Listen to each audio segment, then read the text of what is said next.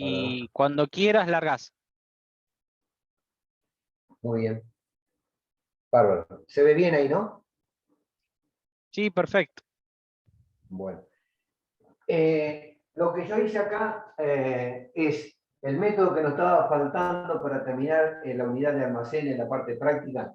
Recuerden ustedes que habíamos visto dos métodos, el de lote económico, los amo, este es un ejercicio ejemplo en el PowerPoint, y lo que nos quedaba ver era el segundo método, que se llama revisión periódica, que es importante para los artículos de clase A. Hola, Pía. De clase A. ¿Se acuerdan? El método de revisión periódica.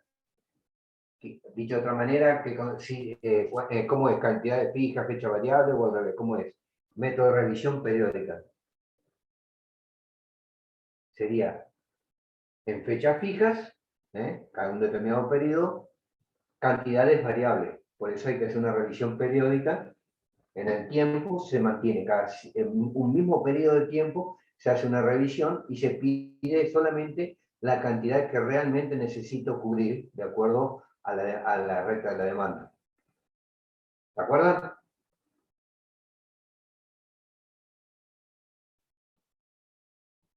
Hola, ¿están o no están?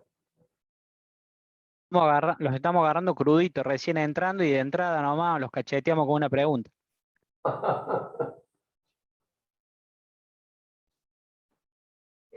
Bastian, compañía, Juan Cruz, Liz, Micaela, Pía, ¿cómo estamos?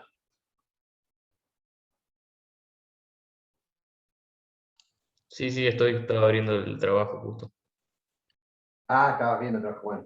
Bueno, como dice Andrés, están calentando los motores en la entrada en calor para refrescar.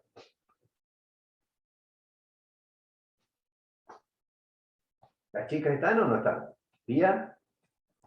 Sí, sí, pero recién entré. Como muy rápida la pregunta. No, está bien, está bien. Bueno, mientras ustedes van buscando, les vuelvo a insistir el tema. Había dos métodos de control de stock fue cuando vimos almacenes, para ver si necesitamos estoquear y qué cantidad, y si es importante. Entonces, usábamos una herramienta logística que era el diagrama de Gosinto para identificar el, el artículo en cuestión a definir si me conviene estoquearlo o no. Entonces, dependiendo si el artículo cae en ese diagrama de ABC o Pareto en la zona A o en la zona C, nos lleva a optar por uno u otro método de control de stock. El diagrama de Pareto, ustedes se acuerdan del diagrama 2080 que tenía tres zonas, A, B, C. Si cae en la zona C, por encima de en la zona C, quiere decir que pasa del 80% del monto total de inversión a cubrir, a ver, yo no quiero borrar, a ver si se ve acá, tenía una cosa así. Quiere decir que en la zona C estoy acá, y pasar del 80 al 100, que es este cachito, no me interesa que yo estoquee todo, porque es un artículo que no tiene incidencia. ¿Se acuerdan de eso más o menos?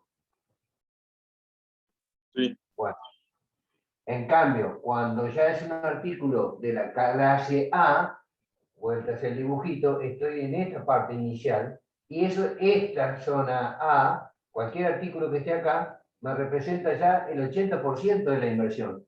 Entonces, es muy importante porque no quiero cargar una plata innecesaria y voy a prestar atención y voy a comprar lo que realmente necesito de eso, porque representa ya un costo muy alto de la inversión.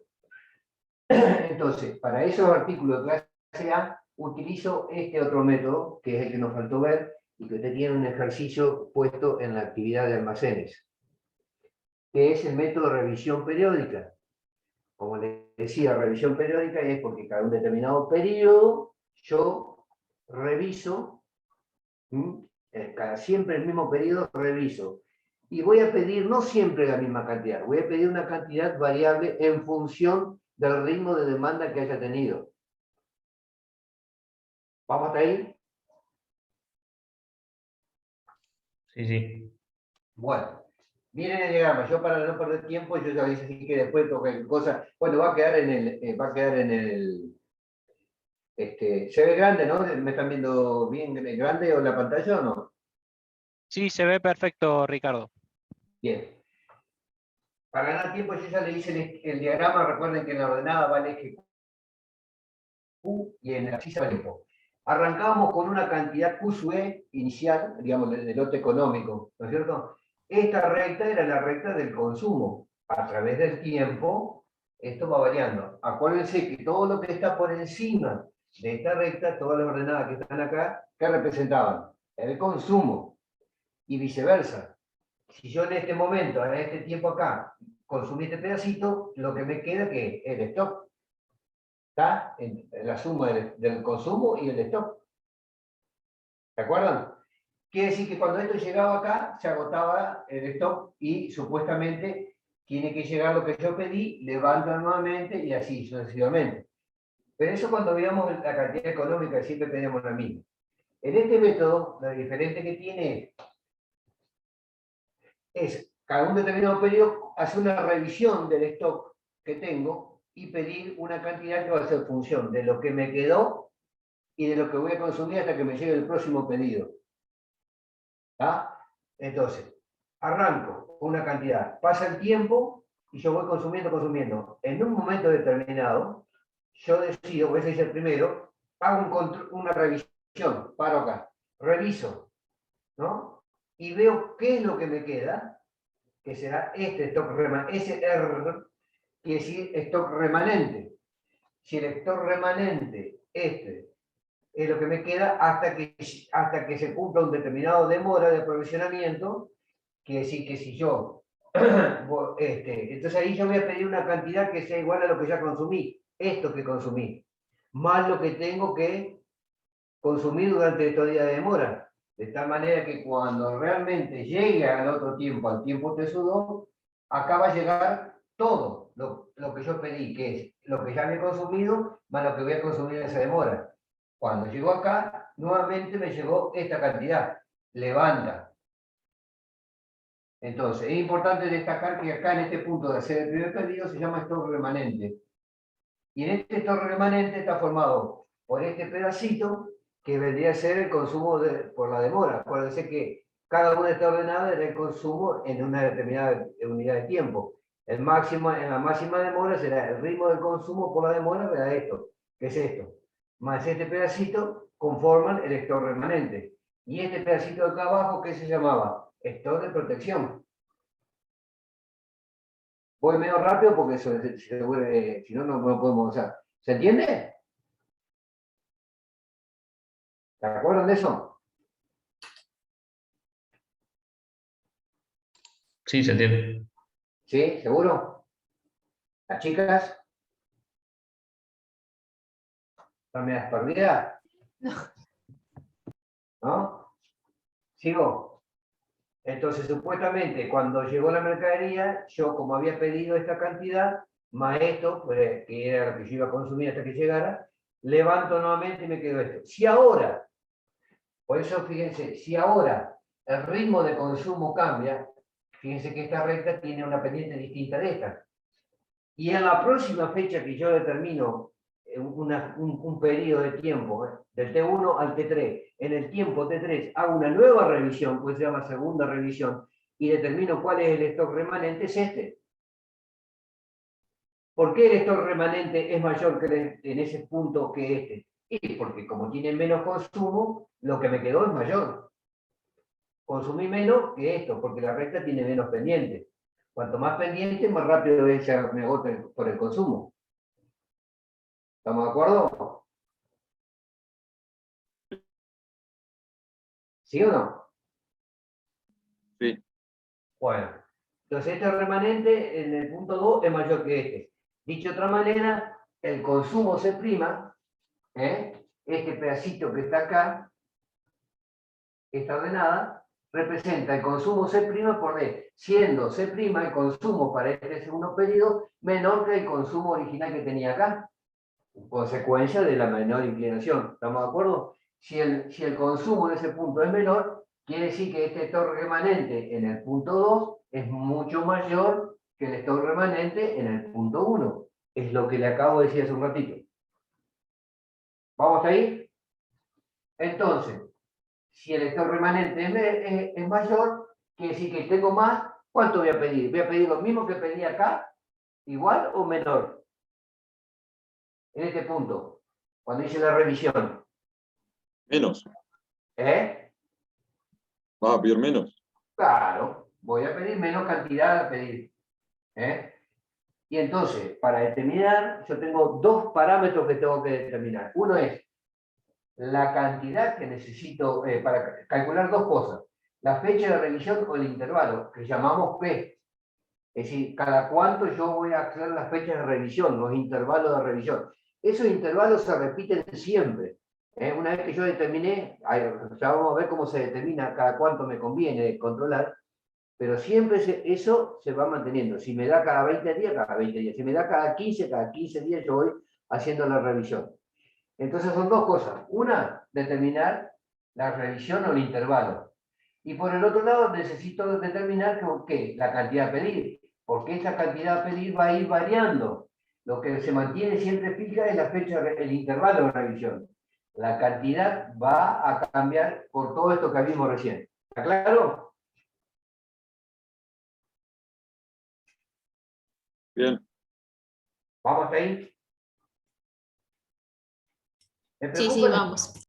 Ay, vamos, ahí estaba medio preocupado que no me daban el sector femenino. Bueno, entonces, para hacer esto, en el punto 1 y 2, para el primero, para determinar la fecha de revisión al intervalo, lo primero que tenemos que calcular es el Q/E. ¿Se acuerdan cómo se obtenía el Q/E? El lote económico, con el punto que voy a arrancar.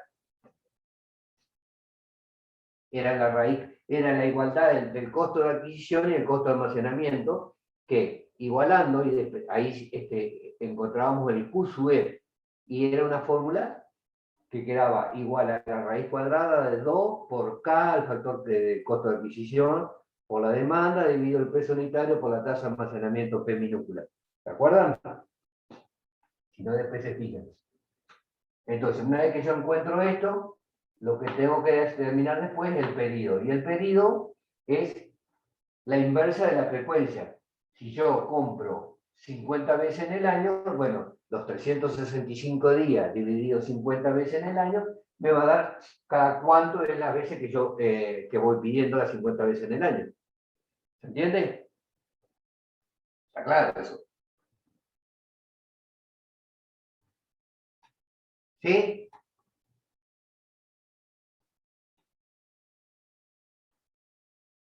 Hola, hola, hola. ¿No están? Complicado el jueves este, che, ¿eh?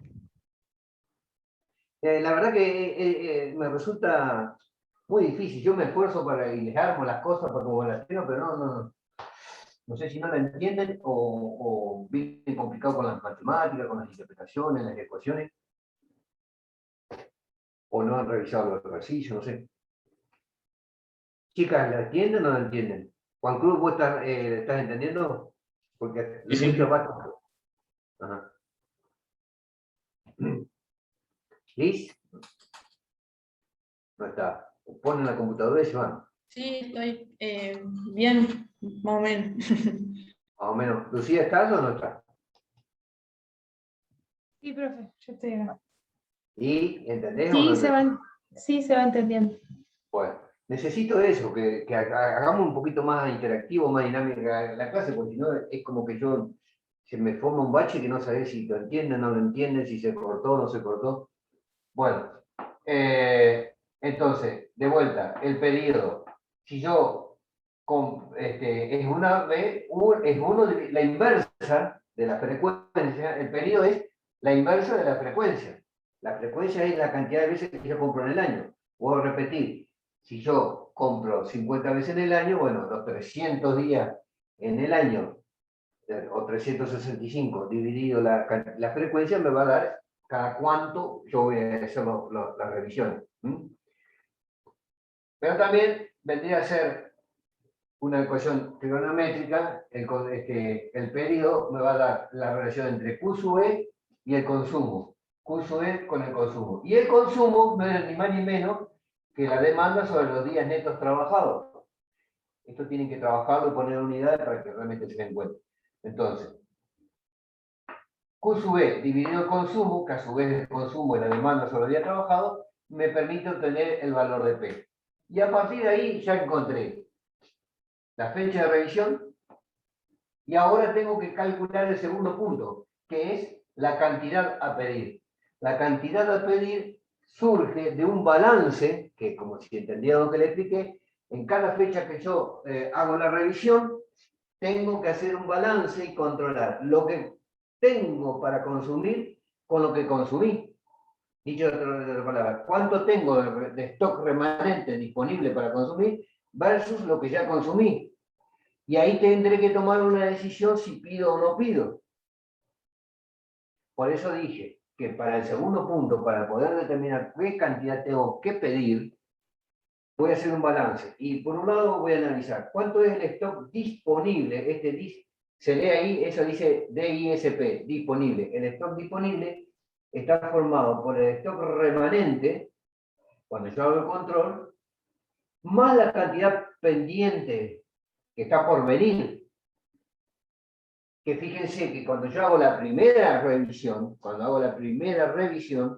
esta cantidad pendiente o pedida vale 0. Si va a ser la primera revisión, no tengo nada pendiente atrás que yo haya pedido. Entonces, en ese caso, al ser este término 0, el stock disponible va a coincidir con el stock remanente, solamente en el primero. ¿Está bien? Bueno, pero después en los otros tengo que hacer cuando esa relación. Si voy en este momento acá, tengo que ver el stock remanente, que es esto, en el segundo instante, más la cantidad pendiente que yo había pedido acá, cuando yo hice esta revisión, yo había hecho un pedido. Entonces, esto más lo que yo había pedido, me va a dar el disponible. ¿Y con qué lo voy a comparar? Con el consumo total hasta la próxima revisión. Y ese consumo total... Profe, ¿sí? ¿todo eso sería el balance? ¿O eso ya entraría dentro de la cantidad a pedir? ¿O es todo lo mismo? No, tengo que hacer un balance entre el stock disponible y el consumo total. Gráficamente, el consumo está todo lo que está por arriba. Y lo que está por debajo de la recta es el stock disponible. Lo que pasa es que el stock disponible se forma por dos conceptos. Lo que me queda, el stock remanente, más lo que yo voy pidiendo en el periodo anterior de revisión, porque todavía está pendiente de llegarme. Eso es lo que tengo a favor, digamos, de disponibilidad total. Por eso se llama stock disponible. El remanente, con lo que tengo pendiente, que me está por llegar, es lo disponible. Y lo voy a comparar con lo que yo consumí. Y entonces el consumo total, fíjense, hasta que llega la próxima revisión, está dado por el consumo diario. Si yo hago distributiva, el consumo diario por D, dame esto que yo tengo acá, este pedacito. Si yo hago C por el stock de protección, me está dando esto. Entonces, fíjense cómo voy sumando. O sea, supongamos que yo tengo un consumo que lo multiplico. Si yo el consumo hago uso del consumo del stock de protección, el stock de protección yo digo, estas cantidades que están acá me alcanzan para X días. Entonces, este stock de protección no está expresado en cantidad, sino que está expresado en día.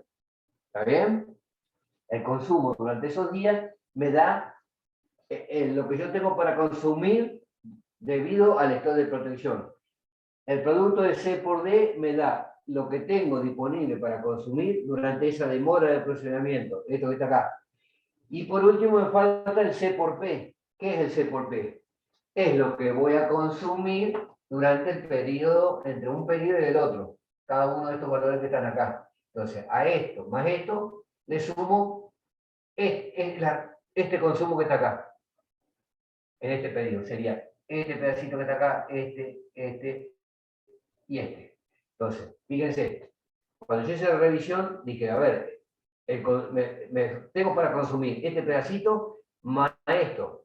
Y también tengo para consumir esto. Si lo que tengo de remanente acá, más el pedido pendiente, me alcanza, no tengo que pedir.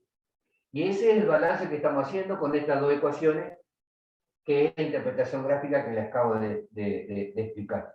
Entonces, si hacemos un balance, estoy comparando este con este. Y entonces, si el stock disponible, que es lo que le dije, el remanente más la cantidad pendiente acá, pedida, es mayor que lo que voy a consumir, C por P, que es cada uno, C por este periodo, más C por D, más C por esto de protección, si es mayor, no pido, porque tengo más disponibilidad que lo que voy a consumir en ese periodo entre una fecha de revisión y la otra. Ahora, si es contrario, si el stock disponible es menor que el consumo total, voy a pedir. ¿Y cuánto voy a pedir? Y la diferencia que hay justamente en ese balance de ecuación.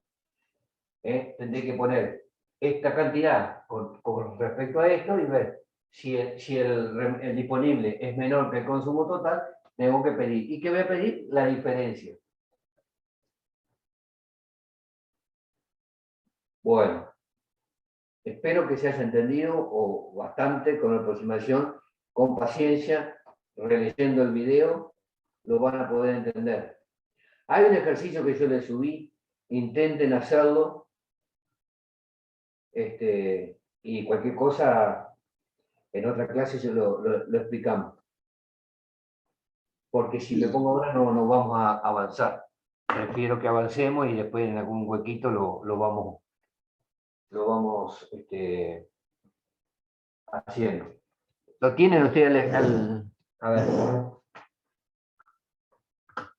Yo les doy unos datos solo. Acá. Andrés, ¿me dejas compartir? Sí, ya estás para compartir. No es- Perdón. dale masa nomás y queda. Ok. Vamos a compartir entonces.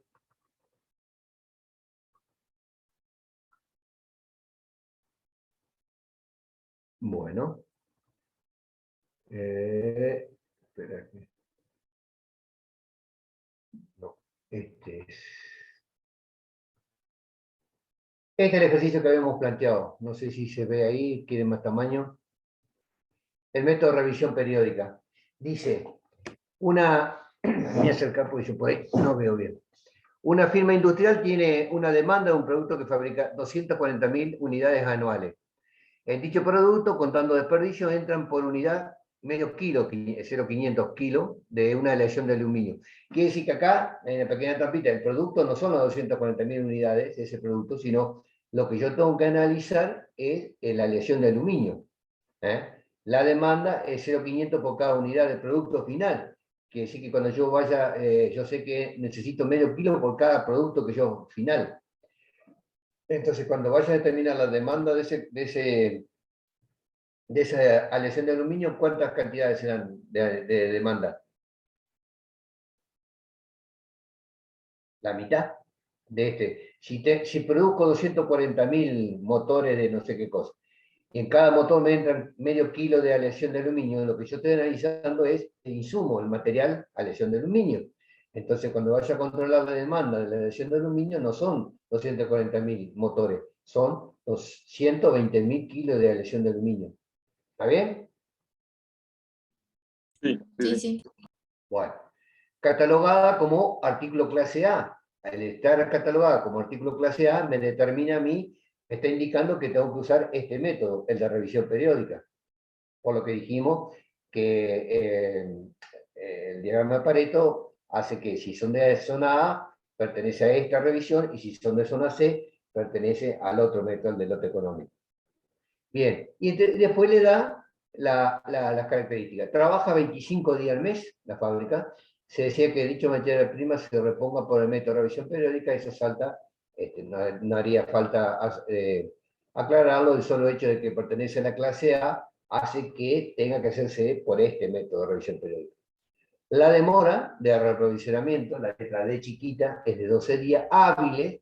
Fíjense que son 12 días hábiles. Entonces cuando ustedes hacen los corrimientos, tengan en cuenta el diagrama calendario normal de 7 días a la semana, y tengan en cuenta que se trabaja día hábil, entonces te deberán descontar los sábados y los domingos. ¿Tá? El stock de protección se fija en 5 días de trabajo. Ese stock que yo les puse ahí en la fórmula del consumo total, a ver, cierto que tengo que salir dejar de compartir. Este stock de protección que aparece en la fórmula, no aparece como cantidad.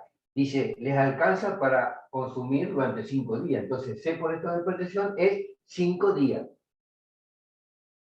¿Ah? Mejor dicho, el stock de protección es 5 días. El consumo hay que calcularlo. A eso se refiere en ese caso. Bueno. Muy bien. Sigamos. Les da 5 días. La firma trabaja con un costo por orden. Este es el factor K, 30 pesos. Y una tasa de almacenamiento P minúscula del 30%. El precio unitario de la materia prima es de 30,03 pesos por kilo. Bueno, que en el tiempo no, habría que actualizar los valores, pero bueno. Entonces, lo primero que tenemos que hallar es el consumo diario, el lote económico y el periodo, que son los 2 puntos que yo les dije, necesitamos esos datos sí o sí. ¿Cómo calculamos el QSUE? Haciendo la fórmula del lote del QSUE. Es igual a la raíz cuadrada de 2 por K. ¿Cuál es K? Este valor que está acá. Les daba 30 pesos. Ahí está. Costeo por orden, en costo de adquisición, el factor del costo de adquisición es 30 pesos por cada emisión de orden. Entonces, 2 por K, por la demanda. Y la demanda habíamos dicho que eran 120.000 kilos de aluminio. Dividido B, el precio. ¿Cuánto era el precio? 30 pesos por kilo. Y multiplicado por la tasa P, por 0,3 también, que es el 30%. A todo eso le sacan la raíz cuadrada y obtienen el valor de Q sub E. Este que está acá. Una vez que calcularon el Q sub E, pueden determinar el periodo de revisión. Pero antes de entrar al periodo de revisión, que era igual, el periodo de revisión, fíjense que es igual a Q sub E sobre el consumo. Quiere decir que si yo necesito, el Q sub E ya lo encontré. Lo que me falta para encontrar la relación de P es el consumo diario. Y el consumo diario dijimos que es igual a la demanda, 120.000 kilos de aluminio, dividido los días netos trabajados. ¿Cuántos días netos trabajados tengo yo? Y yo divido 360 trabaja 25 días, dice. Entonces yo multiplico 25 por 12 meses en el año, entonces los 25 días por mes equivalen a ¿cuántos días en el año? Si yo hago 25 por 12. 300. ¿Eh? A 300. Bueno, ahí está. Entonces después para calcular el periodo, hago el lote económico, dividido los 300 que calculé acá, y me da el periodo. Listo. Yo sé que, bueno, les va a dar 22, porque yo ya lo tengo resuelto el ejercicio, les va a dar 22 días. Listo. Ya encontré el periodo. Y ahora voy a tener que ir haciendo en cada periodo que les dice acá, la primera revisión, la segunda, la tercera, corriendo la fecha de los 22 días, voy corriendo en el diagrama calendario, yo lo tengo que ubicar, fíjense que acá dice X, ¿por qué? Porque ustedes van a ir calculando cada 22 días, la segunda, la tercera, qué fecha acá, la cuarta, corriendo 22 días hábiles, qué fecha acá, ¿tá? Y le van a ir dando. Entonces, en la primera revisión, el 26 de enero, supongamos, porque, bueno, desde el día 1 de enero arranco, y 22 días hábiles son 26 días corridos. Entonces, son el 26 de enero, días corridos, que equivalen a 22 días hábiles. ¿Se entiende hasta ahí? Y entonces dice, yo revisé y me encontré que tengo 6.800 kilos disponibles. Y por lo que yo le dije hoy, por ser el primero no hay nada pendiente de pedido anterior. Entonces, estos 6.800 kilos se transforman en la misma cantidad disponible. Porque el stock disponible era el remanente más el pedido pendiente. Pero como es el primero, no hay nada pendiente, entonces el remanente es igual al disponible. ¿Está claro? Ricardo, no entendí eso del 26 de enero y por qué o sea, de los días. No, Eso porque días.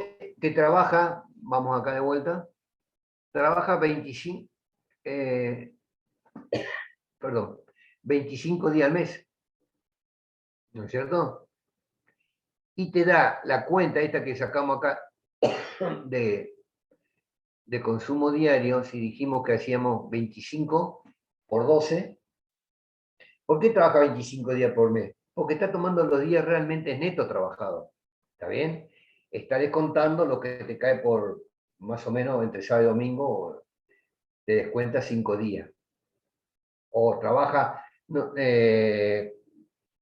4, no, trabaja los sábados, medio turno, un turno, entonces te descuenta 4 domingos, de los 30 son 4 domingos, más el medio turno, hace un día más, un equivalente de 25, 24 días por mes. Entonces los días netos trabajados no son los 30 días de un mes promedio, más allá que los meses tengan, algunos 31, otros tengan 30, hay uno de 28 según el versito. Entonces toma un promedio de 25 días por mes, netos trabajados. Si vos lo multiplicás por 12, te da 300 que me dijeron por ahí. ¿Está bien? Entonces, con estos datos arrancamos. Que el periodo, con esa cuenta, te da cada 22 días netos trabajados, el periodo de revisión. Pero entonces, esos 22 días netos corresponden a 26 días, teniendo en cuenta los domingos y todo eso. Hay 4 domingos en el medio. Entonces a los 22 le agregas 4 y se va a 26. Y si arranco el primero, a los 26 días hago la primera revisión, que serían los 22 días netos trabajados, desde el 1 de enero hasta el 26. ¿Se entendió? Claro, eso era que empieza al principio de año, ahí lo rezo. Claro, exactamente, y se coincide eso, yo como para que no demos una fecha de inicio. Sacamos el 1 de enero, es un caso hipotético, ¿eh? Sí, está bien. Bueno. Y bueno, y después, así como ya calculamos eso, van a ir encontrando la segunda revisión, ustedes van a tener que correr 26 días, ver cuánto es esto remanente, qué es la cantidad que tienen que pedir, van a ir saltando. Bueno, intenten hacerlo y fíjense que les di 3 revisiones o 4, no me acuerdo bien, 4. Quiere decir que las cantidades, ustedes van a ir encontrando las cantidades y por diferencia van a encontrar los remanentes. Fíjense que en cada cantidad yo voy determinando cantidades distintas. Acá le doy el remanente, entonces les pide calcular la cantidad a pedir y cuánto le queda disponible. En la segunda revisión hace que el consumo cambia, porque cuando ustedes sacan la cuenta acá del consumo les va a dar un valor que en la tercera revisión la recta o la pendiente cambia y entonces el remanente te da distinto de lo que te había quedado acá. En vez de 8.000 te quedan 8.200. Y en función de eso es qué cantidad es la que voy a pedir, haciendo el balance. Todo está en función de la renta del consumo y del remanente que me va quedando. El periodo no cambia, es siempre cada 26. Lo que pasa es que ustedes acá le tienen que poner una fecha cronológica, digamos, así como le puse el 26 de enero la primera, dado que del 1, 22 días hábiles equivalen a 26 días cronológicos, y así ustedes tienen que ir corriendo acá la fecha. ¿Va quedando más o menos? Intenten hacerlo, si no después lo hacemos bien. ¿Está bien? Bien. ¿Sí? Bueno, salgamos de acá. Bueno, voy a borrar un poquito acá.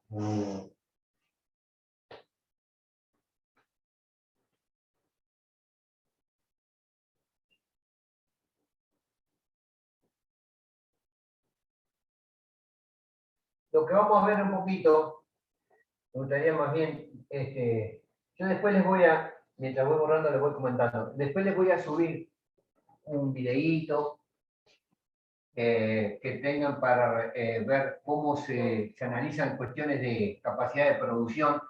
Inclusive quería explicarle algunos conceptos que se los voy a explicar desde ahí, que ustedes van a tener que tenerlo en cuenta para poder entender el video, y después ya saltamos un poquito a localización. En todo caso, yo en los ejercicios, cuando les suba el trabajo práctico de localización, les voy a poner un par de cositas de capacidad, que se acuerdan cuando vimos capacidad efectiva, capacidad ideal, etcétera, y capacidad ociosa de los centros de distribución, de acuerdo a las plantas, las capacidades que tiene nuestro centro de producción, que fue lo que vio Andrés en la clase anterior. ¿Se acuerdan o no? ¿Se acuerdan? Sí, sí. Bueno, a ver si yo puedo. Espérame que yo me quiero acordar cuál es el archivo. Porque tengo abiertos varios archivos. Espera un poquito. Un segundito.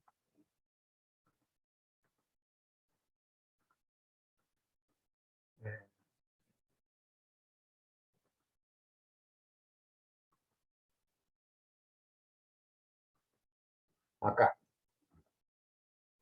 Bueno, vamos a compartir.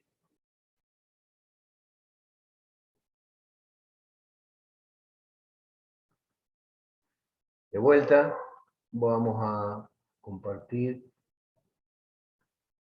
Y vamos a... ¿Están viendo eso? Sí, ¿no? Sí, se ve. Bueno, esto es, después vamos a poder, una vez que tengamos, les explico esto nada más, y después con el video van a poder entender el método y van a poder resolver algunos ejercicios, vamos a tomar uno o dos nomás de acá para que tengan para calcular las capacidades de producción y que se involucra con el layout. Pero es simplemente para que tengamos en cuenta. Dice, la capacidad del diseño, que sería la situación ideal, el pico máximo, ¿no?, que uno diseña para que nuestra planta industrial tenga una determinada capacidad. Es la producción teórica máxima de un sistema en un periodo dado, bajo las condiciones ideales. Es un índice de dos variables, toneladas por semana, es decir, kilos o unidades en unidad de tiempo. ¿Está bien? Unidades y tiempo son las dos variables que tienen en cuenta ese índice de capacidad. Unidades por hora, toneladas por semana, unidades por hora. Pero siempre son cantidades o unidades y la otra variable es el tiempo. La capacidad efectiva es el volumen de producción futura que se espera alcanzar dadas las restricciones operativas actuales. Siempre es menor que la del pico, exactamente. ¿Sí? Nuestra capacidad efectiva generalmente, salvo raras excepciones, Andrés le mostró 3 gráficas posibles que se van a dar situaciones a medida que la empresa va alcanzando el nivel de la demanda, cuando conviene instalar la capacidad total de demanda o ir por debajo, o en un caso excesivo, estar por encima de la demanda. ¿Se acuerdan de esa grafiquita? Eran las 3 opciones que había de simulacro de empresas. ¿Sí o no? Sí. Medio al principio del PowerPoint. Bueno, entonces nuestra capacidad efectiva, es decir, con la capacidad con la que estamos trabajando, va a ser siempre menor que la capacidad de diseño, que me da la capacidad ideal o pico, máximo pico. Por lo tanto, estos son dos índices que se utilizan para determinar y ver nuestras capacidades, cómo están rindiendo. Una es, para evaluar el desempeño de nuestras capacidades, encontrar la tasa de utilización y tiene en cuenta el ratio o la relación entre la producción real dividido la capacidad de diseño. Entonces, ¿cuál es mi producción real frente a la capacidad de diseño? Supongamos que mi capacidad es ser 100 unidades y mi producción real son 80. Entonces, eso me va a dar un 0,8, 80 sobre 100, me da 0,8, ¿no? 8 sobre 10, ¿cuánto te da? 0,8. Quiere decir que la tasa de utilización es un 80%. ¿Tá? Y la eficiencia es un indicador justamente de esa eficiencia. Tiene en cuenta, siempre igual que el anterior, en el numerador está la producción real, pero acá está referido a la capacidad efectiva, no a la capacidad de diseño. Y recuerden que la capacidad efectiva siempre es menor que esta. A lo sumo llegará en algún momento que puede ser igual, y entonces en ese caso la tasa de utilización coincide con el máximo. La eficiencia es el máximo del máximo de la tasa de utilización.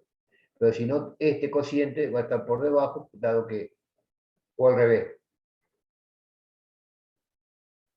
¿Cuál es mayor? ¿La capacidad de diseño o la efectiva?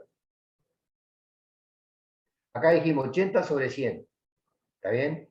Y supongamos que la producción real sigue siendo 80 y la capacidad efectiva es 80, menor que la capacidad de diseño. ¿Cuánto me da la eficiencia?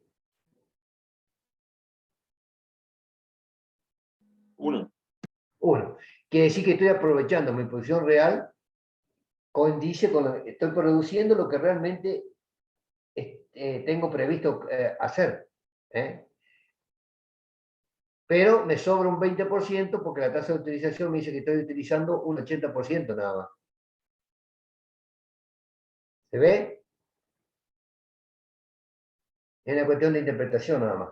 Por eso hay ejercicios a partir de estos indicadores se van planteando con los parámetros o factores que le plantea cada ejercicio, variantes para encontrar. Así como acá estábamos encontrando los periodos y los consumos, bueno, a partir de ahí después se va abriendo todo el abanico de cálculos en los ejercicios de producción, de capacidad. ¿Estamos de acuerdo con eso?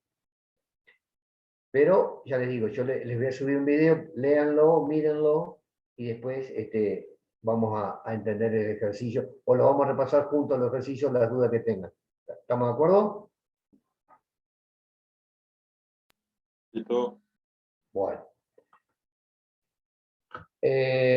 Veamos un rato más, vamos a hacer un poquito de localización.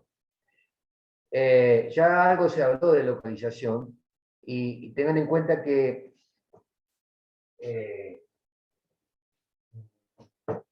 la localización es importante en la toma de decisiones como estrategia a nivel superior de la pirámide de decisiones, porque un error de cálculo de localización, estamos hablando de mucha plata a la hora de invertir. Entonces, es muy importante estar seguro de cuál es el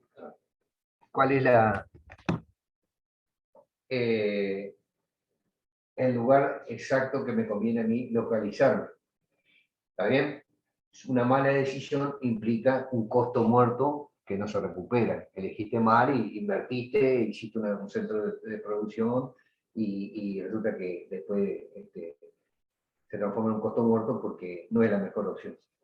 Bueno, siempre lo que uno apunta es aquella que más, la localización que uno tiene que elegir es la que me da el mayor beneficio o el menor costo posible, dicho de una manera u otra, es lo mismo. Buscar el menor costo posible es lo mismo que aquella que me va a representar el mayor costo o el mayor beneficio.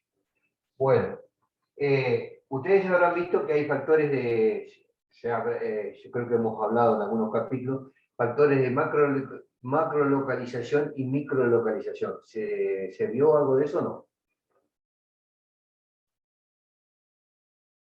¿En algún otro momento no? ¿No? O sea, A mí no me suena.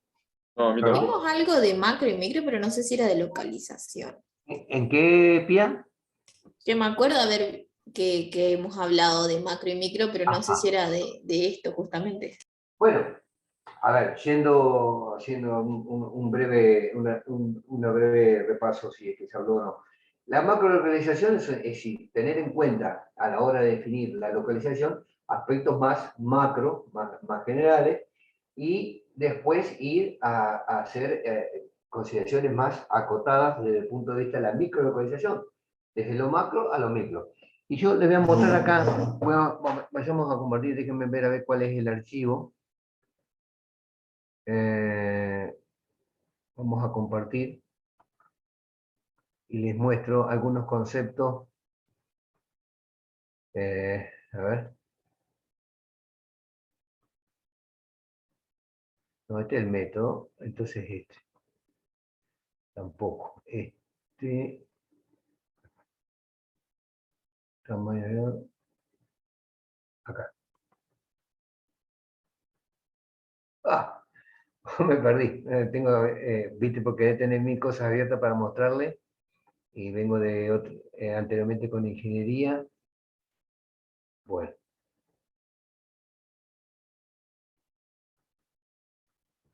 A ver. Creo que acá. Si no me equivoco. Es acá. No.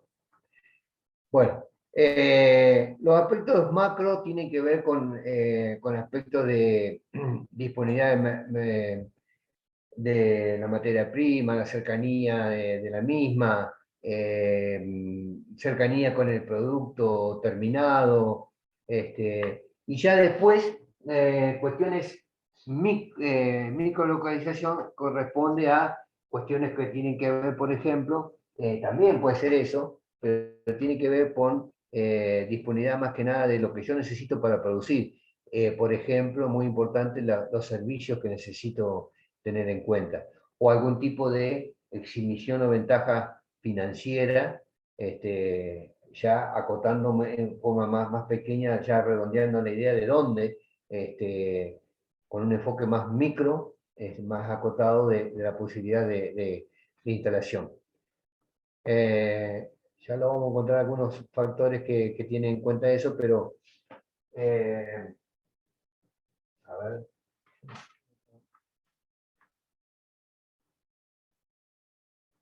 Bueno, para determinar los métodos de localización, hay varios métodos de localización. Vamos a ir de acá.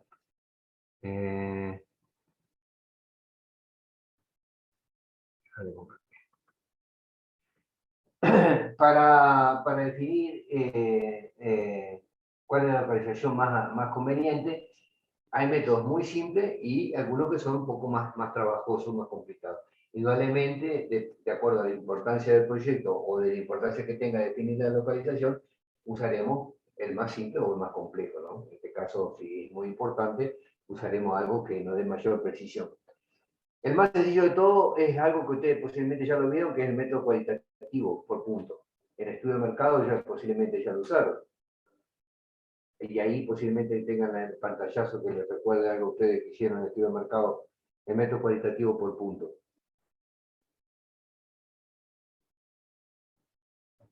¿Sí o no? ¿Se acuerdan?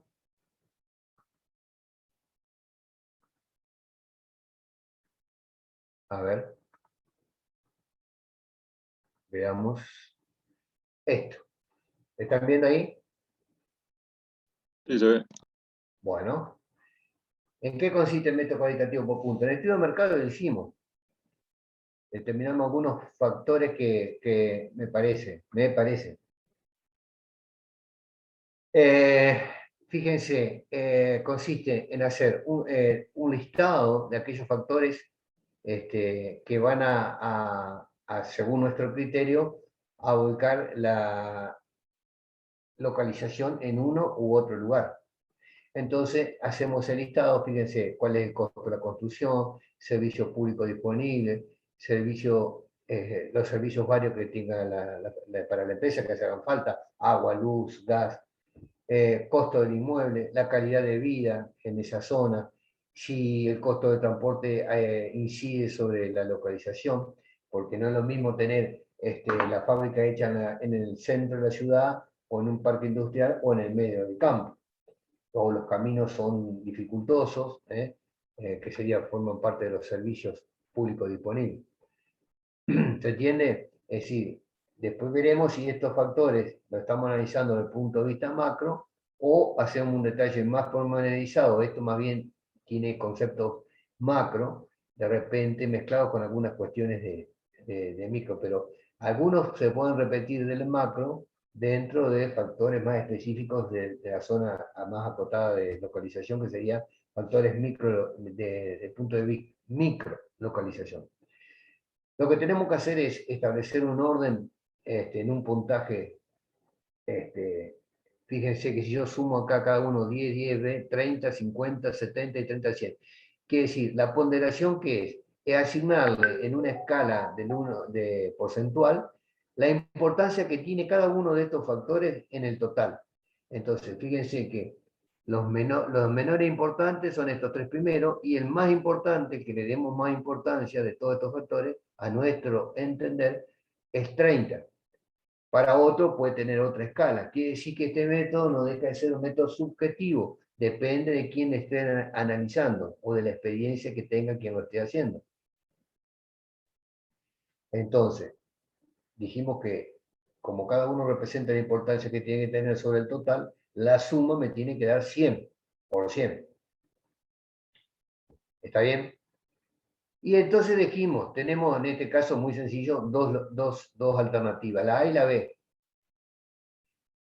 Y entonces, sí, en cada una de estas alternativas, supongamos Concepción del Uruguay y Gualeguaychú, entonces, o Zárate, ponele.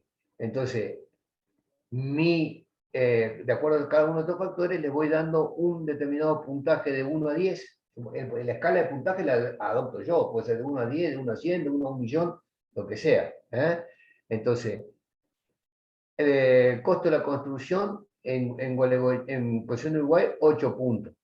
En Zárate, 5. ¿Qué me está diciendo esto? Que en Zárate tengo mucho más o es más caro.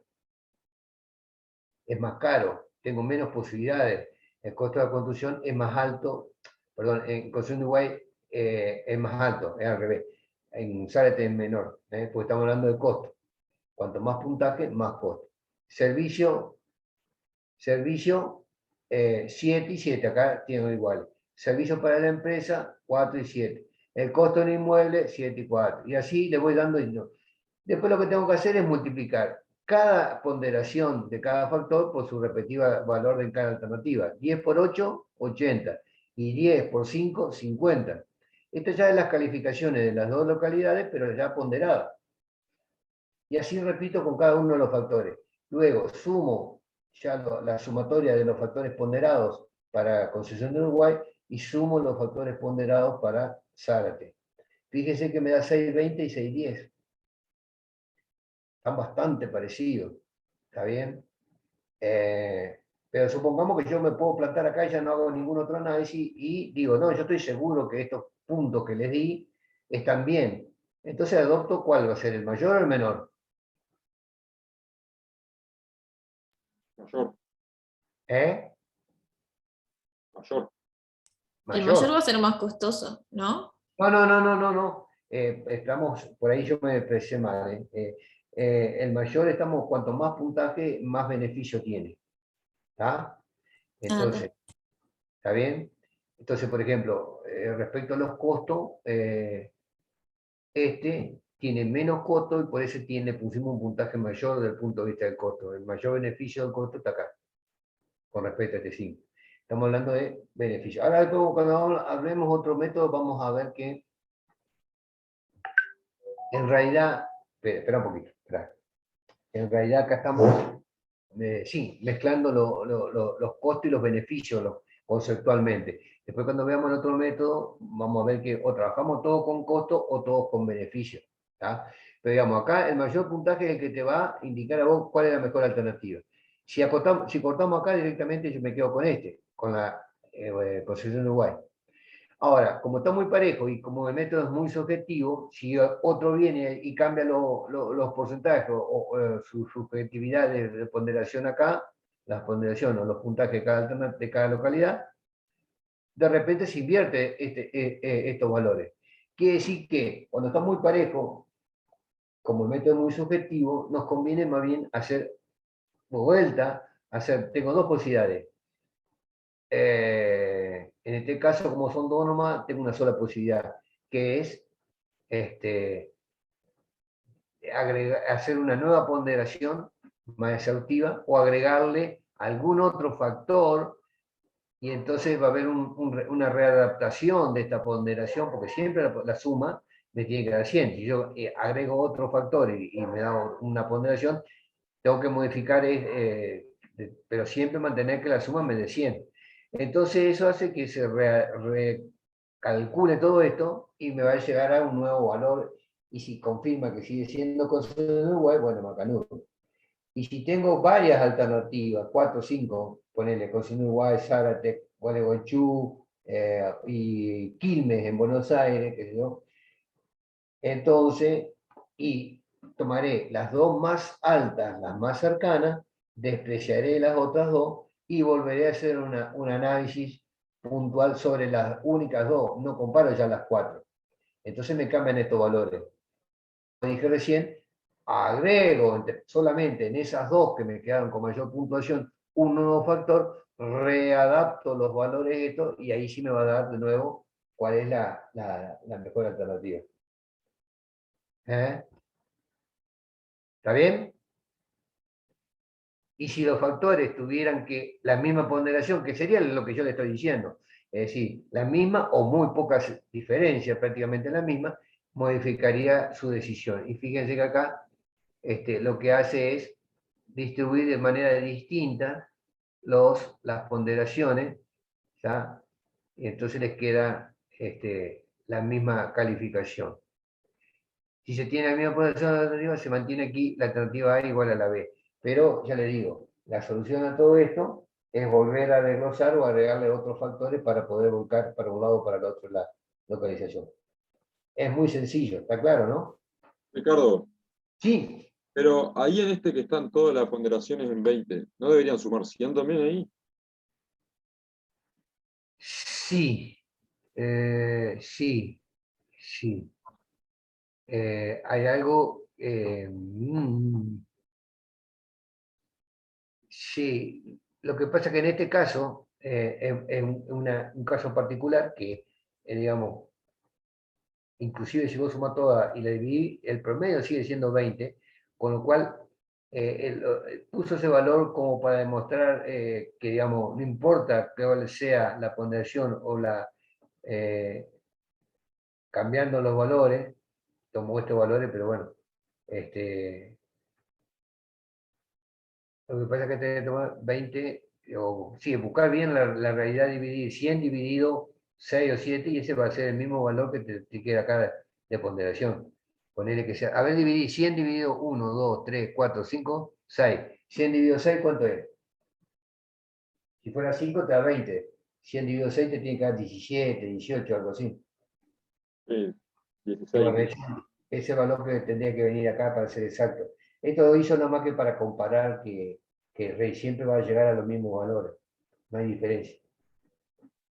Bueno, ¿listo? Salimos de acá. Después de esto hay un ejercicio muy lindo que lo vamos a relacionar con el tamaño, cuando hablemos tamaño, con los factores de localización. Después lo vamos a hacer este ejercicio. Está muy lindo. Esta es la resolución gráfica final, pero después va a estar incorporado en la guía de trabajos prácticos. Salgo de acá. Y el otro método se llama método adimensional. El método adimensional. ¿Qué quiere decir adimensional? Que no tiene dimensiones, no tiene unidades. Consiste en esto se llama, este signo, quiere decir multiplicación. Consiste en considerar cada una de las J alternativas desde 1 hasta N, alternativa de localización, ¿sí? J es el subíndice que nos indica las distintas alternativas de localización. ¿Está bien? Y lo que va a tener en cuenta es la relación entre los factores de la alternativa A con respecto a los factores de la alternativa B, elevado a una ponderación de cada una de las alternativas. ¿Se entiende esto? O sea, yo voy a tener alternativa A, B, C, D, y puedo tener 1.000.000, vamos a ver, hasta la Z, todo el abecedario. ¿Tá? Cada una de las alternativas corresponde a una ciudad. Entonces, ¿qué tiene de ventaja o de desventaja con respecto al otro? Que el otro puedo meter todas las alternativas juntas y hacer el listado de los factores, acá, agregarle la columna de la ponderación, y en una sola cuenta barro todas las alternativas, voy comparando todas. En cambio, este método, fíjense que es una relación de factores entre dos alternativas. Cuando yo digo A y B, es genérico, Estas A y B, genéricos. Quiere decir que siempre es una con respecto a otra. Quiere decir que voy de 2 en 2. No tiene nada que ver con esta alternativa A, con la alternativa B. Estos son Concepción del Uruguay, Gualeguaychú, Concordia, Zárate, llegamos, qué sé yo, Bahía Blanca. Bueno, ¿se entiende? Esto es para indicar que va de dos en dos, entre una y otra. ¿Estamos de acuerdo? Entonces, y este P es la ponderación. Esto es ponderación. Lo mismo que recién dijimos, cómo lo ponderábamos en cada una de las alternativas. ¿Sí? Cada una de estas alternativas tendrá su respectiva ponderación. Puede ser la ponderación de Concepción de Uruguay, la ponderación de Gualeguaychú, la ponderación de Concordia, ¿está? De cada uno de los factores.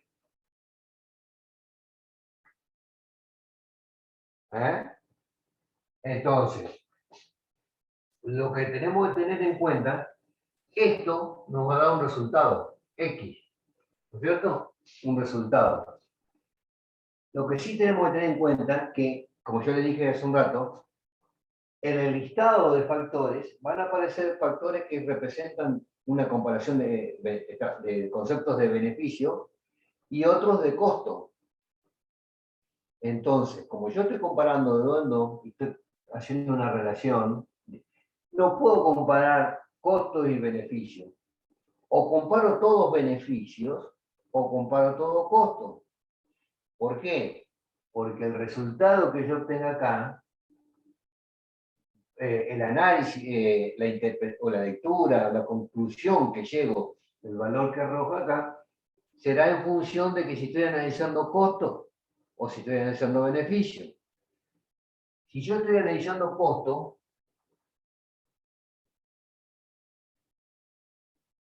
y obtengo un valor X mayor que 1, recuerden que X es la relación entre factores de la alternativa A sobre la alternativa de B.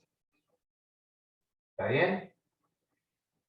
Y si esa relación, más allá que está elevada a un factor P que lo eleva más, pero digamos, la relación es esta. Si este valor es mayor que 1 y estoy analizando costo, que ese factor me indica que, digo, esa relación multiplicatoria de la relación de los factores de costo, ¿quién tiene más costo? ¿A o B?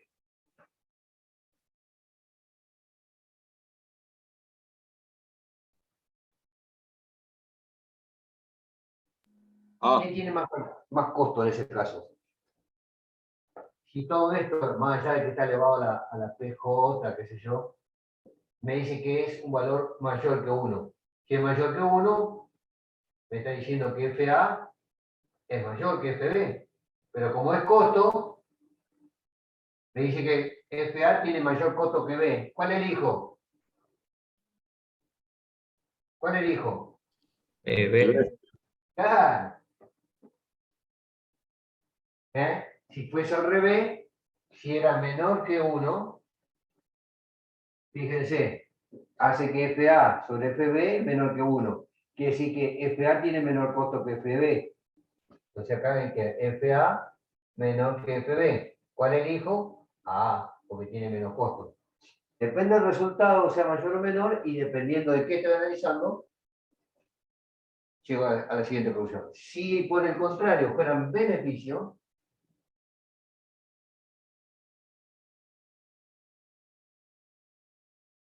si X es mayor que 1,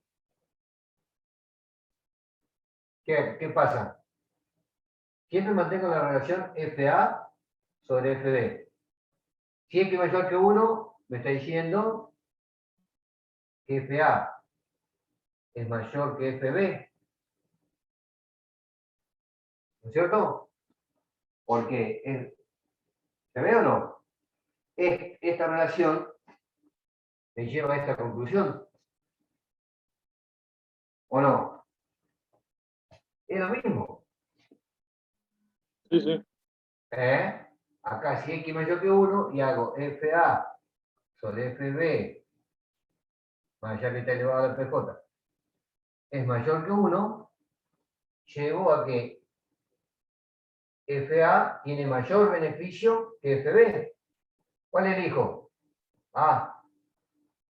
Entonces vos fíjate, si es mayor que 1 y estoy en beneficio, me lleva a A, que es lo mismo que sea menor que 1 cuando elijo costo, me lleva a la misma alternativa.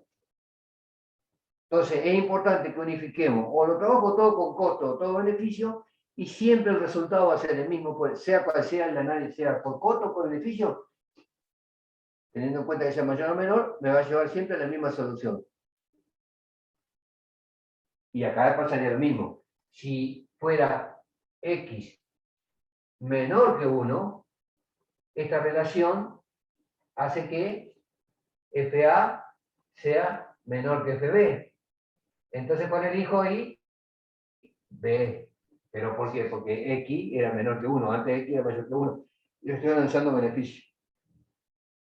¿Está claro? Entonces, para el beneficio menor que 1, que me lleva a elegir B, es lo mismo que el costo, cuando es mayor que 1, elijo B. ¿Estamos de acuerdo? Sí, se entendió bien. Bueno, en la guía lo van a entender bien cuando empecemos. Yo hoy estoy rápido explicándoles los métodos para que después hagamos la guía. Entonces yo se la subo y empezamos a resolver. ¿Está? Con todos los otros ejercicios anteriores que hemos visto. No sé, Andrés, ¿podemos ir otro rato? Sí, sí, sigamos, no hay ningún problema. Bueno.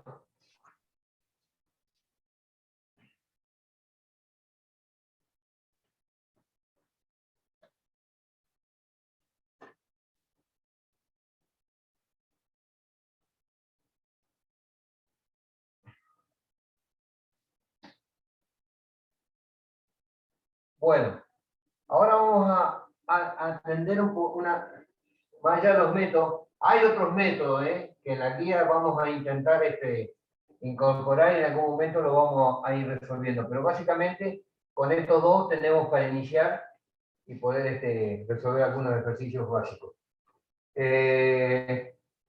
Bueno, muy bien. No se me borra bien esto. Lo otro que hay que tener en cuenta es que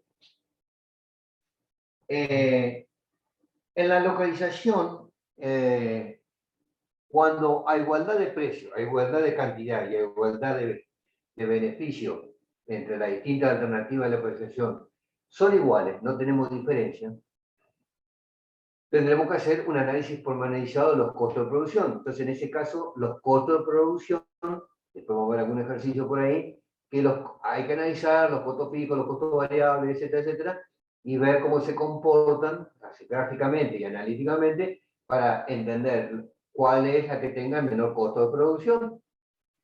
¿Por qué? Porque los beneficios son los mismos, las cantidades son las mismas, los precios son los mismos. Algún parámetro tengo que definir para volcarme para un lado o para el otro. En este caso es hacer un análisis detallado de los costos de producción. Ustedes ya saben y hemos visto que los costos de producción se componen en costos fijos, costos variables, tener en cuenta los ingresos por venta, encontrar cuál es el punto de equilibrio, etcétera, etcétera. ¿Ah? Pero otra opción sería que,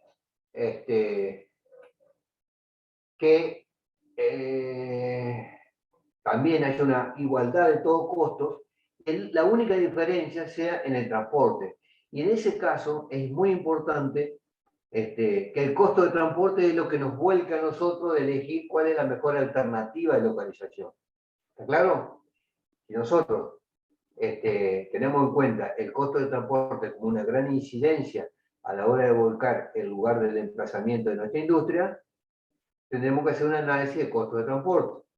Y en ese caso, fíjense,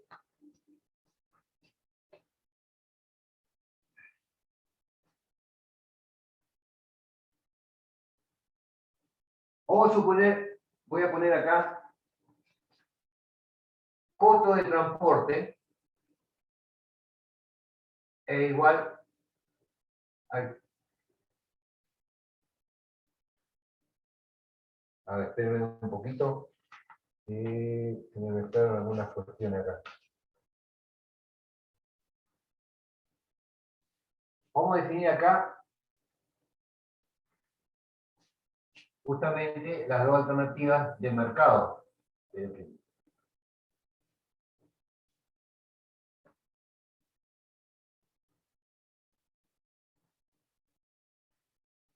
entre el colocar mi industria en la cercanía de la materia prima o colocar mi industria en algún lugar donde tenga que mercadear el producto, donde tengo que venderlo, en la zona de distribución, o donde lo fabrico, o si instalo mi fábrica cerca de donde tengo la materia prima, que serían los dos extremos que yo tengo. ¿Estamos de acuerdo? Entre ellos hay una distancia. Supongamos que yo tenga que hacer una fábrica de muebles y tengo que decir, che, pará, me seduce la idea que yo tengo acá grandes, ¿cómo se dice? A ver, me sale la palabra, ¿cómo es Andrés, los fabricantes de madera? Los aserraderos. Los aserraderos, se me hizo una laguna. Los aserraderos, hay producción en cantidad de madera, etcétera, etcétera. Tenemos capacidad de producción, tenemos tecnología, entonces, posiblemente nos educa a hacerlo por acá, ¿no?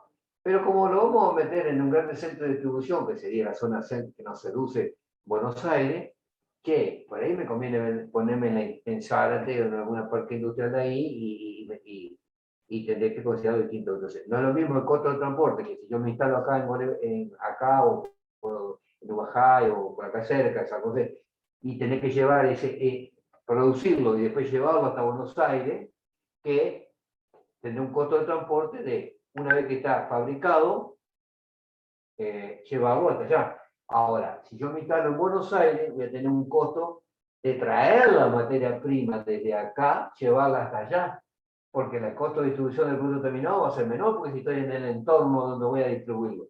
¿Estamos de acuerdo? Sí, sí. Entonces, estos costos de transporte los voy a tomar como una suma de los costos de transporte de la materia prima más el costo de transporte del producto terminado.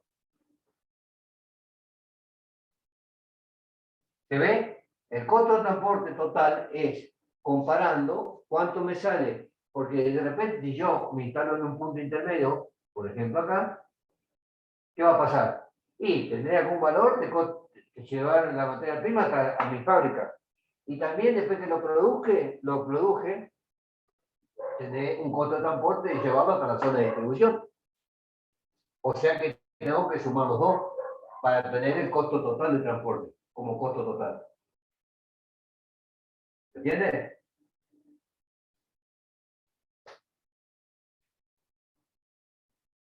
¿Sí o no? Sí, se va entendiendo. Bueno, entonces, vamos a hacer una cosa. Si yo me instalase acá en un extremo, voy a ponerle acá un costo. ¿Está bien? Que sería el costo de adquirir mi materia prima hasta el lugar del emplazamiento donde está mi fábrica. Ir acá a los montes y traerme la madera hasta que llevara a la fábrica. Tengo un mínimo costo fijo de costo de adquisición. Si yo ahora la fábrica me instalase acá, no quiero, lo hago por acá, pero sería sobre la recta esta, ¿no? Voy a tener un costo de transportarla desde acá, de los montes, hasta acá, que va a ser mayor que instalarlo ahí en la cercanía de los montes. Cuanto más me alejo, voy a ir incrementando mis rectas. Quiere decir que cuando yo esté ahí, voy a tener el costo de transporte, más el que ya tenía cuando me instalaba acá. Este mismo lo voy a tener acá, este pedacito. Este es el mismo que acá. Se le va a agregar esto por la distancia que tengo, que en vez de estar instalado acá, estoy instalado acá. ¿Vámonos? Sí, sí, sí. Bueno, voy a borrar entonces, para que no se mezclen. Quiere decir que esto es, y vamos a suponer que esto tenga un determinado ángulo alfa, que ya le voy a explicar qué es. Entonces obtengo esta recta. Muy bien. Cuando yo llego acá, ¿qué tengo acá? ¿Qué sería este? El costo de haber transportado la materia prima hasta la zona de mercadeo. Me da este valor. Entonces acá te vamos a poner costo, transporte de la materia prima. ¿Está bien?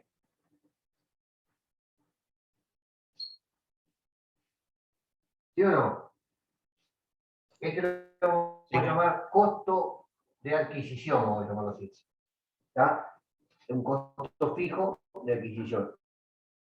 A medida que yo me desplazo y mi fábrica la instalo en otro lugar, tendría que llevarme, si me instalo acá, me representa todo esto.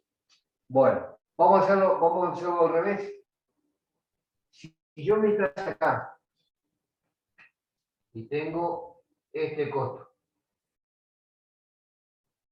este sería el costo que yo tengo, así como era un costo de adquisición, este sería el costo de distribución en el entorno donde voy a distribuir el producto.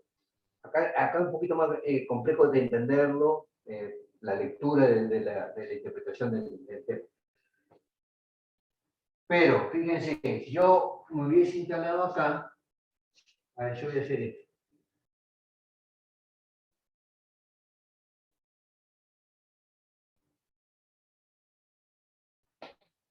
Esperen un poquito, ya lo van a entender.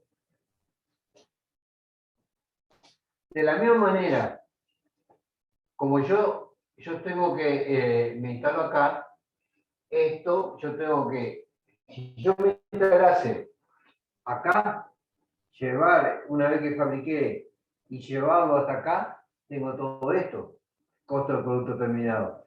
En cambio, si yo me instalo acá, mi costo de transporte del producto terminado es solamente este flete interno acá en la ciudad, en Buenos Aires. ¿Se ve o no? Sí, sí. Si yo me hubiese instalado acá tengo todo esto, que es lo que me hubiese costado llevarlo a mí hasta el producto terminado hasta acá, hasta Buenos Aires. Es medio inverso a lo que se ve en la gráfica del razonamiento. En cambio, de izquierda a derecha es más fácil interpretarlo. ¿Está bien? Quiere decir que entonces, esto alfa y beta, ¿qué están representando? Los costos unitarios del transporte. Ya me olvidé poner acá en rojo. Esto es costo de transporte del producto terminado. Y esto es el costo de transporte del producto terminado.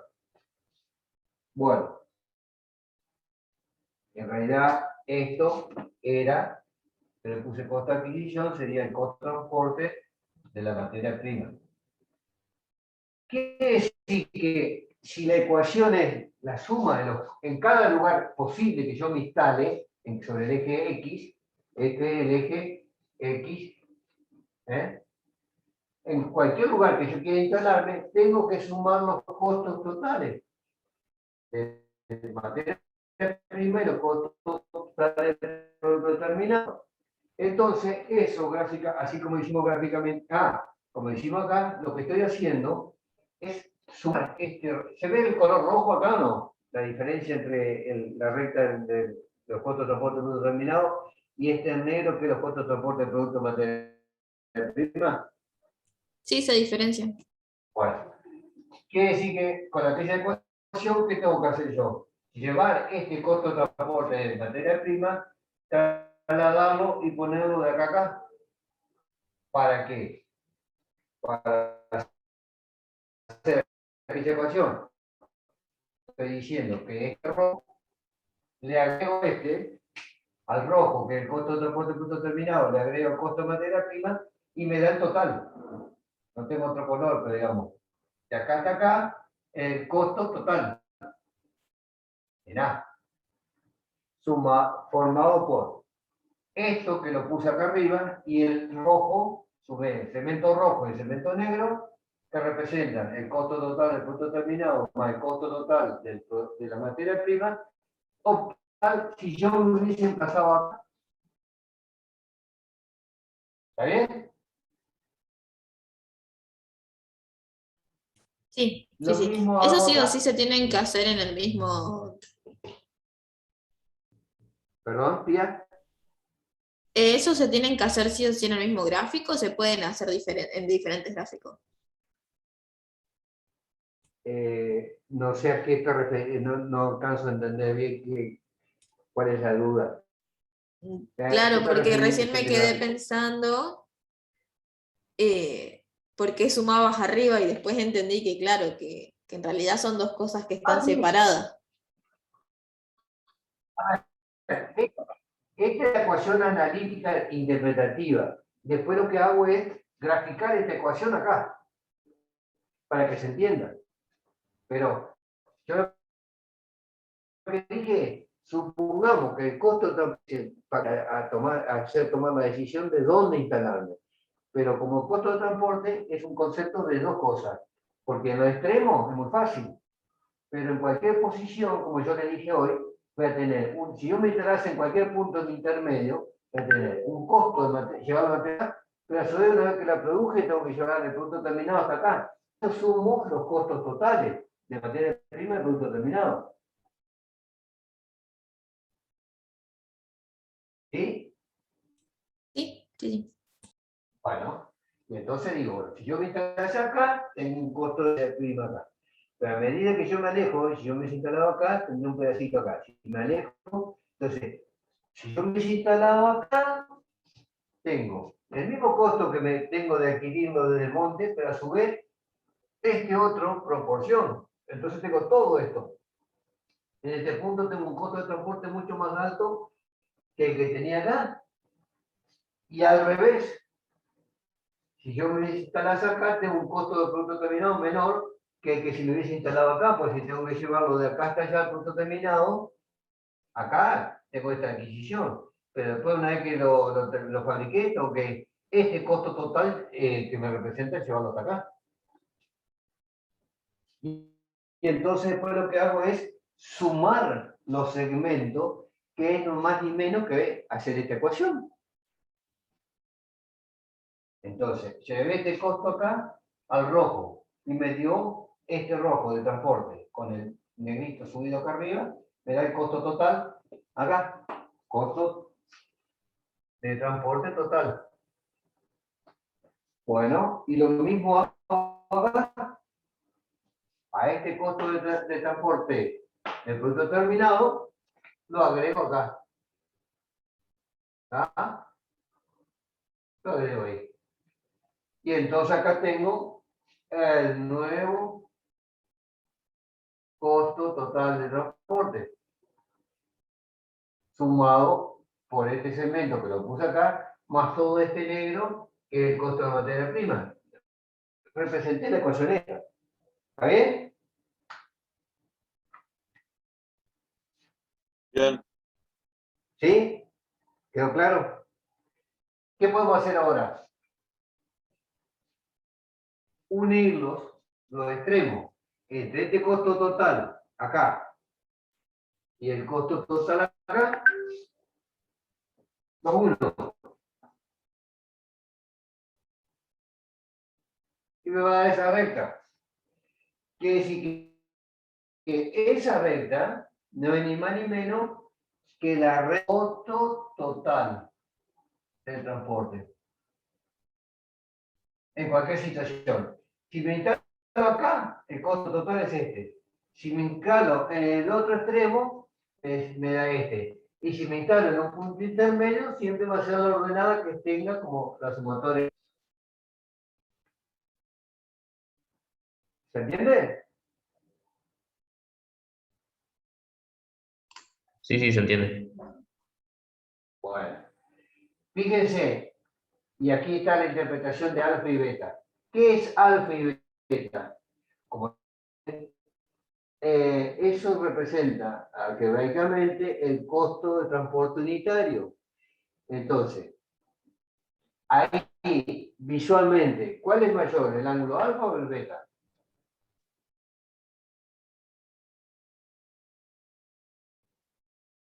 ¿El alfa? El alfa es mayor que el beta, ¿no es cierto? Alfa mayor que beta. Entonces, ¿qué está diciendo eso? Que tengo un mayor costo de transporte unitario, el alfa es el costo de transporte de la materia prima, costo de transporte unitario. Por cada unidad que yo necesite transportar, tengo un costo unitario de materia prima que es mayor que beta, que representa el costo unitario del transporte del producto terminado. Entonces, me está diciendo que a mí es un costo más caro transportar una unidad de materia prima que haber transportado un costo de transporte de una unidad de producto terminado. Y entonces, ¿dónde me conviene instalarme? O, digamos, ¿qué me conviene a mí? Pagar el menor costo posible de transporte, ¿no es cierto? ¿Qué costo me conviene pagar? ¿El de materia prima o el de producto terminado? El de producto terminado. No. Y si alfa tiene A mayor ver. costo. Sí, señor. Este. Prefiero pagar este, que es menor que este, y entonces instalarme acá, porque prefiero pagar este beta y no este alfa, que es mayor. Instalándome acá, el alfa no lo tengo, me queda este solamente. Pagaré el beta, el transporte del producto terminado, pero que es menor. Y eso es lo que me representa esta ordenada. ¿Ves? La pendiente me dice que entre este extremo y este, que son los dos extremos, los intermedios son intermedios. El menor es acá, donde tengo la materia prima. ¿Por qué? Porque prefiero pagar el transporte beta, el costo unitario del punto terminado, porque el alfa, el transporte unitario de la materia prima, es más caro. Entonces me instalo ahí para evitar pagar el transporte de la materia prima, que es más caro. ¿Se entiende? Sí, se entiende. Bueno, lo mismo pasaría, exactamente lo mismo, el análisis al revés. Puede darse el caso que beta sea mayor que alfa, y en ese caso, ¿cómo será la pendiente esta? Va a estar al revés invertida. El mayor costo de transporte me va a dar acá y el menor va a ser acá. ¿Eso por qué? Porque me instalo acá. ¿Por qué? Porque el beta, el costo de transporte de punto terminado es mayor, entonces me instalo ahí donde tengo mayor costo de transporte de punto terminado, para pagar el alfa, que es menor que el beta. Simetría en la gráfica. Cualquier punto intermedio no es la mejor solución. Hay un solo caso particular que representa el punto intermedio, que ya es un poquito generalizado y no los quiero embromar con mayores complejidades analíticas. Digamos, sería un punto intermedio cuando yo tengo en el medio, por ejemplo, un puerto, ¿no? Y entonces este tramo de transporte es por medio marítimo y el otro, terrestre y el otro marítimo. Entonces hay que ver cuántos son los distintos costos de transporte, cómo fluctúan, y en ese caso generalmente se da que sumando los dos, el menor punto total de costos de transporte es donde tengo la inflexión entre, que sería un puerto, ¿no? Donde se transborda y cambia el nivel de transporte terrestre a marítimo. Pero es un caso singular y particular. Hay que demostrarlo, que es ecuaciones y lo demás complejo. Si algún día les interesa, hay varios libros que les da la situación y después ustedes deberán interpretarlo analíticamente para poder entenderlo. Pero no lo compliquemos desde el punto de vista resolutivo para el ejercicio. Simplemente se los comento para que lo sepan. ¿Quedó más o menos claro? Sí, se entendió. Bueno, vamos a dejar porque ya es medio tarde. Seguiremos trabajando con algunas cuestiones de costos de transporte, en lo que queda, y le vamos a ir agregando los ejercicios de capacidad. Yo en el transcurso de estos días les voy a subir ya la guía, Andrés, de este tema de localización, así ya Perfecto. también la van trabajando. Sí, yo mientras estaba revisando, me salté un tema, nunca les di la parte de logística, no lo vimos.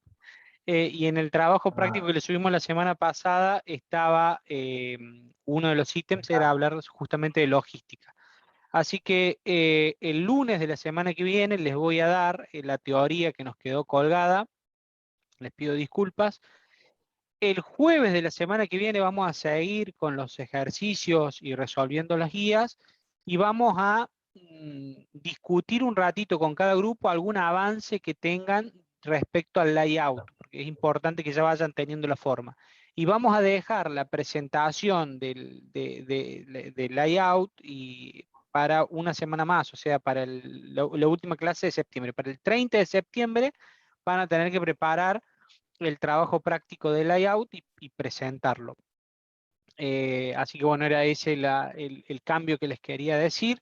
Y bueno, nada, nos vemos el lunes entonces, donde vamos a ver un poco de teoría, de logística. Bueno, Ricardo, ¿algo dale. más? Bueno, No, bárbaro, chicos. no, de mi parte no sé si se entendió bastante bien de la clase, ¿no? Sí, sí, sí, sí. Los chicos. Sí, sí, quedó claro. De todas maneras, vamos a seguir haciendo ejercicio en Bueno. todas las clases que siguen. No se duerman con los prácticos, traten de ir resolviéndolos y aprovechar las clases para sacarse dudas. Bueno, Muy bien. nos vemos el lunes entonces. Buen fin de semana. Bueno. Nos vemos, buen fin de. Nos vemos.